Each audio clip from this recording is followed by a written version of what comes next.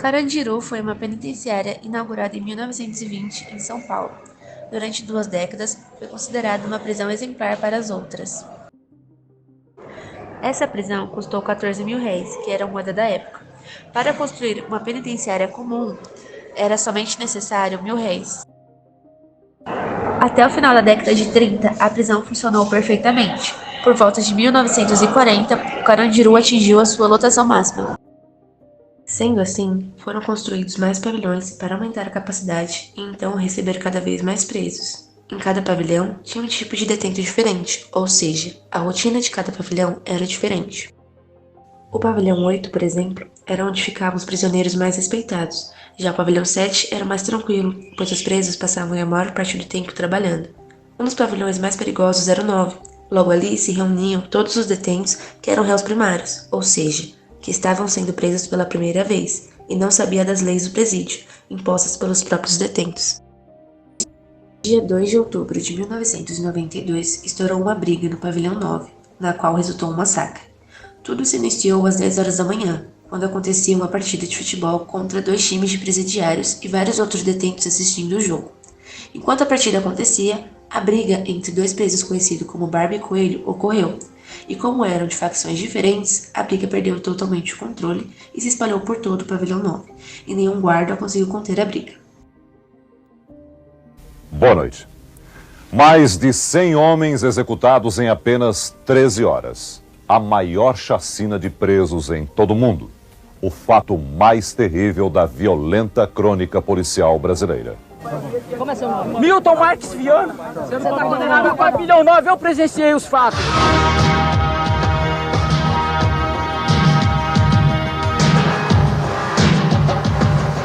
Totalmente desnuca, a mão na cabeça, fomos mortos. Execução sumária. Eles mataram dentro do xadrez. Eles jogavam de cima, no fosso do elevador.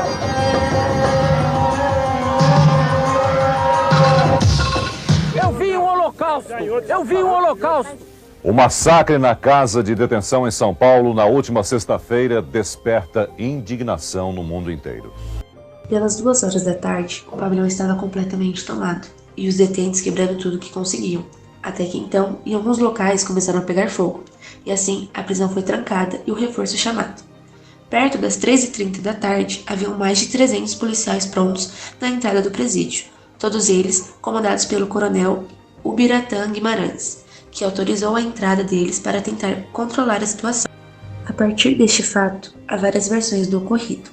Há a versão da polícia, da perícia, dos promotores que investigaram o que aconteceu lá dentro e até mesmo a versão dos organizadores dos direitos humanos que analisaram toda a situação.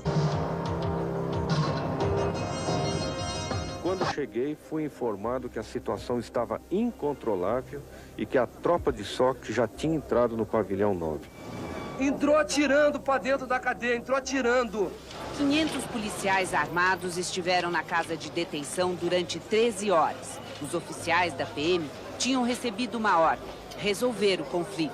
Não tinha revólver, não tinha refém. Você tinha que se defender dos cachorros, de tudo. Já pensou se nós tivéssemos 13 armas de fogo aqui na mão, nós? Pô, não tem um PM morto. Com 13 armas de fogo na mão, o que vocês teriam feito? Uma fuga em massa. Quando a situação já estava sob controle, eu entrei no pavilhão 9. Eu vi jogados no pátio mas centenas de estiletes, de facas, de correntes, de barras de ferro, pedra. Eu vi colchão queimado, mas confesso não ter visto arma de fogo. Nós corremos. Eles tentaram negociar. Corremos pra dentro dos xadrezes, aí eles mataram dentro do xadrez. Eles me tiraram de madrugada da cela, só de calção, me colocaram na parede de vidro com mais uns 10 companheiros, deram um monte de paulada na gente e falaram: vai carregar o futuro de vocês, que o futuro de vocês é tudo a morte. E quando de repente então nós estamos numa final de campeonato, e aí nessa final de campeonato, no final do jogo, começa a se ouvir um burburinho que estava tendo no andar um conflito de 2 pessoas, o Coelho e o Barba, por devido à venda de droga, dívida, aquela coisa toda. Trocaram um pouco de faca, tal, aí depois acho que um saiu fora, correu, desceu, os funcionários tiraram esse preso e a hora que foram invadir a carcerária. E de repente nós começamos a ouvir que já estava tendo um confronto no andar. Foi quando os policiais mandaram que todos se recolhessem. Foi justamente quando nós chegamos no andar, já estava a rivalidade, várias pessoas correndo para lá e para cá, com faca, estilete na mão, outros já mascarados, né? Aí virou, quando deu mais ou menos umas 4 horas da tarde, entrou o choque, né? Entrou choque, tudo que é de polícia entrou lá dentro, lá. Invadiram praticamente o pavilhão 9, né? Ninguém sabe como podem terminar as negociações com os presos do complexo penitenciário do Carandiru. A polícia de choque entrou no presídio fortemente armado. Durante 4 horas, a detenção viveu uma verdadeira guerra. 111 detentos são massacrados no pavilhão 9 do complexo do Carandiru. Como entrou outros grupos, o pessoal já perdeu a autoridade. Entraram matando. A matança generalizada, pessoal. Nós resistimos, houve uma reação, mas não uma reação armada. Uma reação que sempre havia também. Se bem que nesse dia ela foi mais proporcional, porque nós fizemos barricada, fizemos tudo aquilo que a gente fazia antes. Fizemos coquetel molotov, aquelas coisas que era feito. E de repente então sobe algum indivíduo no pavilhão falando que eles estavam atirando e matando as pessoas. Eu falei, não, os caras estão dando tiro com bala de borracha, igual faz o comitê de greve de metalúrgico aí. E aí subiu outro indivíduo e falou, não, os caras estão matando mesmo. Os próprios funcionários avisaram, falaram, o pessoal vai entrar matando, o pessoal vai entrar com tudo. E eu estava no 3º andar, correndo, foi quando o pessoal me pegou, né? Eu tomei o primeiro tiro, e aí eu tomei o segundo tiro na perna, aí caí. Foi um dos lugares onde mais morreu gente, foi no 3º andar. Eu cheguei uma época que eu não aguentava mais a tortura psicológica. Tô vendo meus amigos morrer, entendeu? O cara leva a rajada de metralhadora do meu lado, eu tô passando as balas, tá passando do meu lado. Só que aí eu lembrei de uma carta que minha mãe havia me trazido uma semana antes, que era aquela carta do Salmo 91, e que ela disse que o pastor dela tinha falado para mim que Deus ia me dar um grande livramento. Nessa hora eu já saí em pânico pra galeria, e quando eu saí na galeria, eu já vi aproximadamente quase umas 50 pessoas retiradas no chão. Algumas entre vida e morte, agonizando, outras gritando por pai, por mãe, por Deus, por socorro.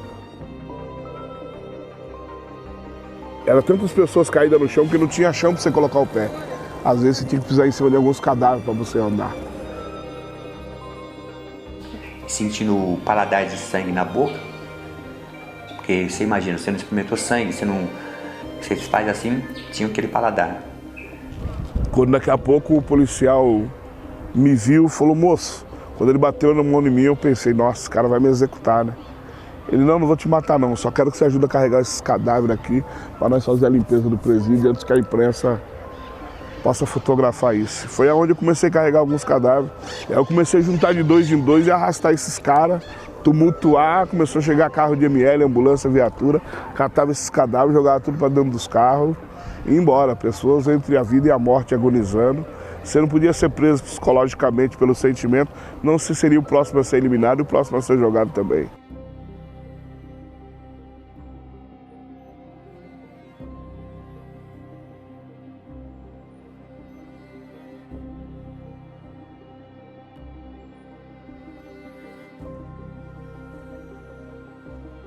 Eu sempre acordo às vezes de pesadelo, que ocorre isso aí, velho. Eu não tomo remédio nem nada, porque... Mas foi assim uma tragédia, um dia de luto, né? Porque um dia de tragédia ali que muitos amigos meus morreram, desconhecidos, pessoas que haviam chegado comigo, outros que eu conhecia da rua. E aqueles que estavam no cotidiano, no dia a dia com a gente ali. Então, foi uma situação assim, que sobreviver àquilo é um motivo de força, vamos dizer, de incentivo, né, para viver, para lutar. Mas ao mesmo tempo a gente não esquece dos caídos, né, daqueles que caíram. Várias pessoas morreram inutilmente. essa mesma sociedade deu graças a Deus. E eu digo para você, muita gente da sociedade achou pouco. O motorista de praça que estava me levando para a casa de detenção 1 ou 2 dias depois do massacre, ele comentou comigo assim, essa polícia militar é um bando de bananas. Eu falei, como bando de bananas? É um bando de bananas.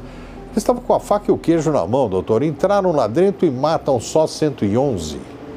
Por que não acabaram? Por que não mataram todos lá dentro? Esta é a fala da sociedade, sem tirar nem pôr, né? Eu acho que uma pequena parcela da sociedade diz não, são bandidos, mas já estão cumprindo pena, já estão sendo castigados, né? Eles não merecem ter uma pena adicional e uma pena adicional desse tamanho que é a morte deles, né?